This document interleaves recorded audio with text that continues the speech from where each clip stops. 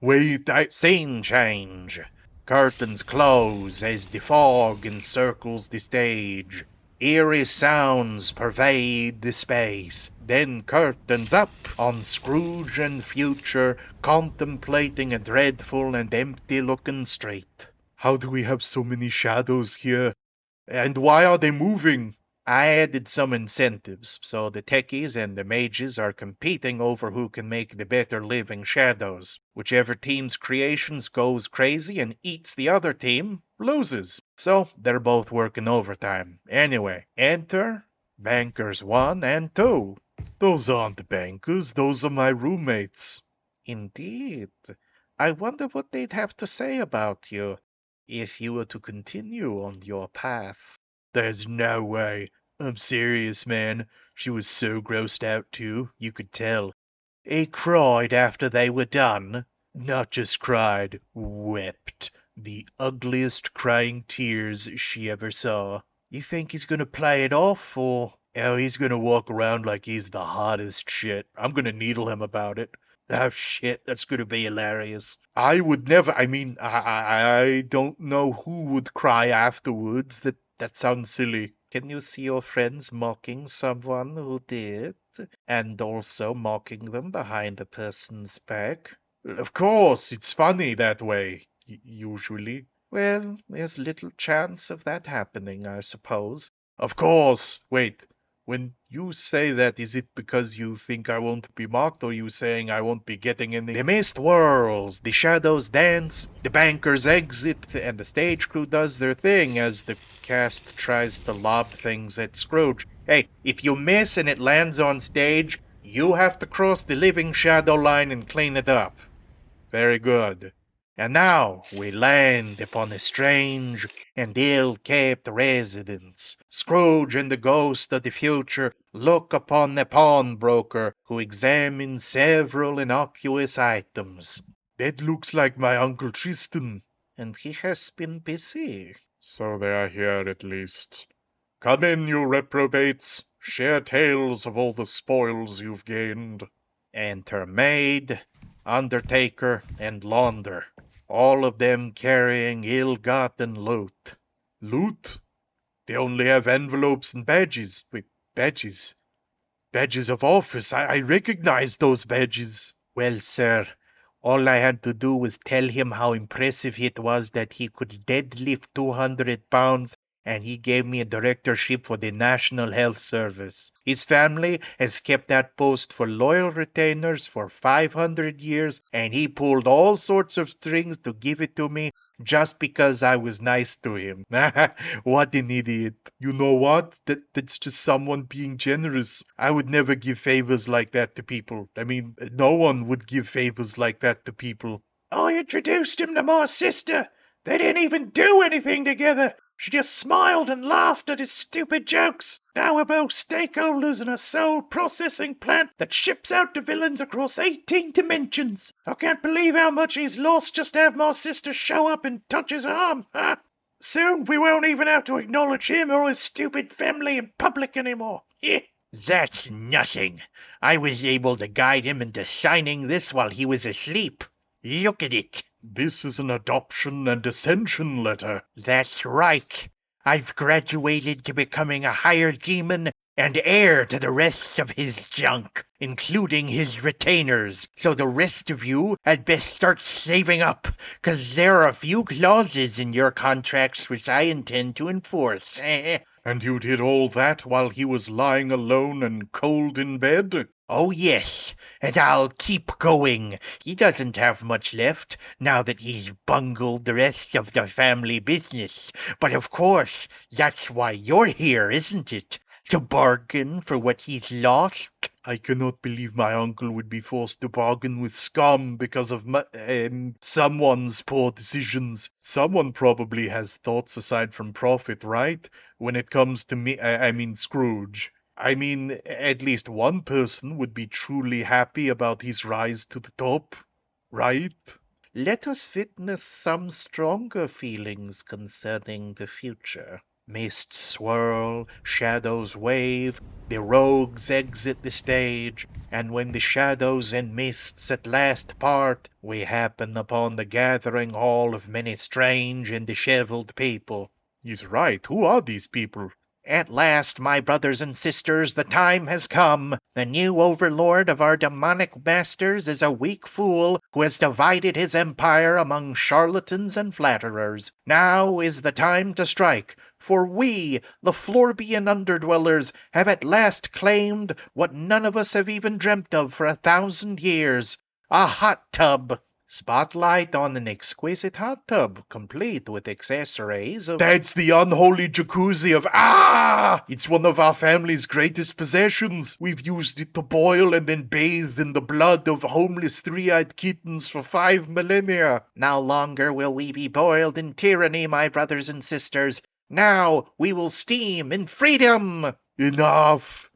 There are more tender feelings concerning my future, surely. These are the shadows of the future that will be, should you continue to act as you do now, of course. Really? Everyone's going to flatter their way to power or take advantage of my weakness? I suppose there is one notable exception. Shall we see it? Mists circle about, revolutionists exit, shadows bend and twist until we open back to the Cratchit home, where the Cratchit family is sitting down, mournfully looking at the cane of Tiny Tim.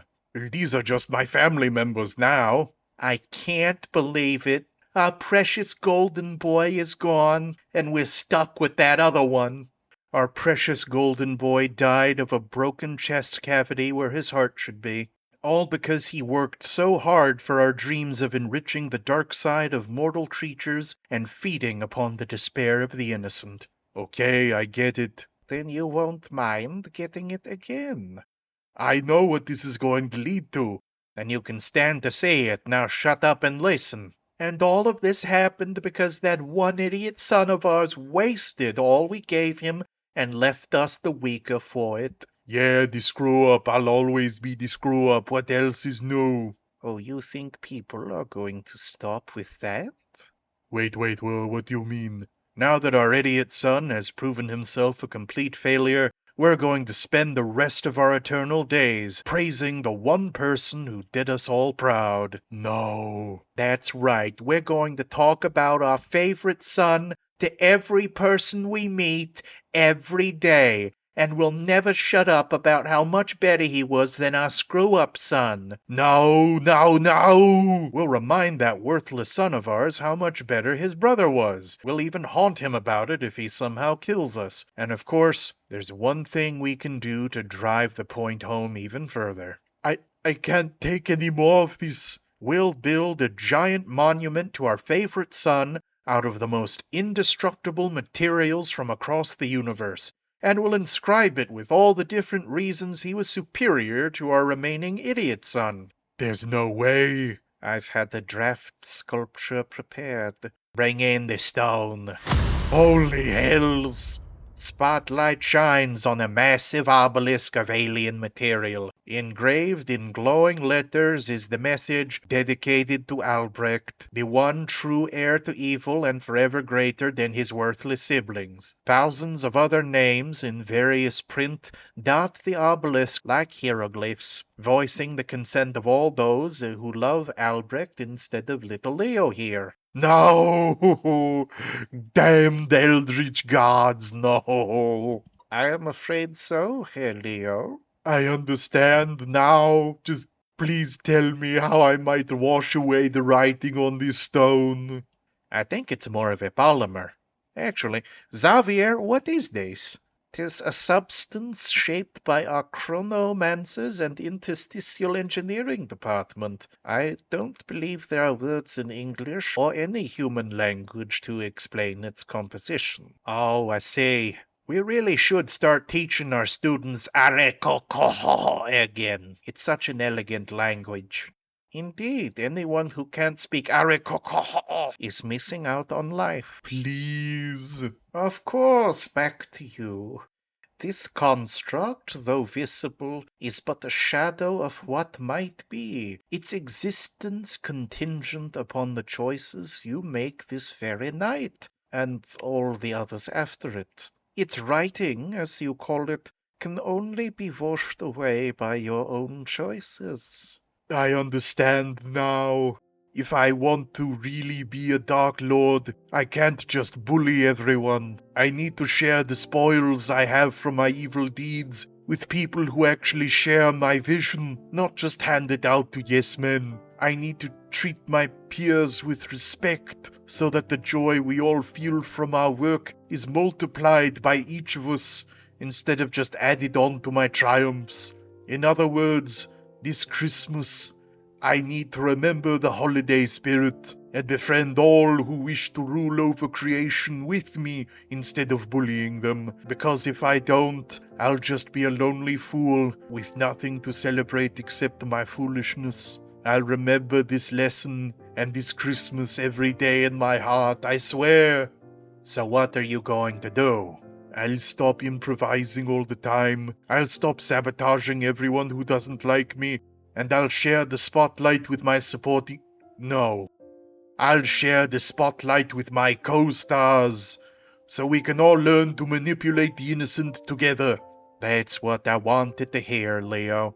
And it's also what 2 members of the audience wanted to hear. Wait, that's my mom and dad waving at me. They were watching the rehearsal the whole time? Indeed, young lordling, and they are most pleased. In fact, they are so pleased that they're treating the entire cast to a night at the most exclusive Nordic-Japanese fusion restaurant in the city. You don't mean... Yes, the whole cast is going to Val Kamehala. What about the rehearsal? Frankly, we've butchered the original script so much that trying to finish it would be an exercise in futility. Plus, I think we could all use a fresh start at our work. 'Tis the season for new beginnings, after all. But my castmates, you all, I've treated you all so poorly this Christmas and so many days before that. But I would love to start a new chapter together if you'd have me. Have you? Of course we'd have you. Final stage directions of the night, then. The cast leaves our merry stage, the lights fading as they depart, with a new and hopefully far more productive future ahead of them. A Merry Christmas indeed. And indeed, a new future did await them, for young Leo took the lessons of that Christmas Eve to heart. To his teachers and director, he became a cooperative and fervent trotter of the boards, always on time for rehearsal and always on point with his lines. To his fellow castmates, he might as well have been a second director and mentor, running lines with them when they needed to practice and spiking their coffee with something extra when they were stressed. The whole cast were united in the collaborative spirit of their enterprise and were fully prepared for opening night. As they saw the audience awaiting them, they each held that strange cocktail of hopeful and frayed nerves within their hearts, and I believe it was Archimedes himself who summarized their feelings best. God help us, everyone.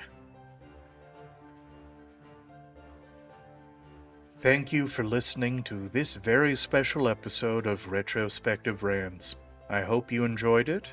I wish a Merry Christmas to you all, and to all a good life.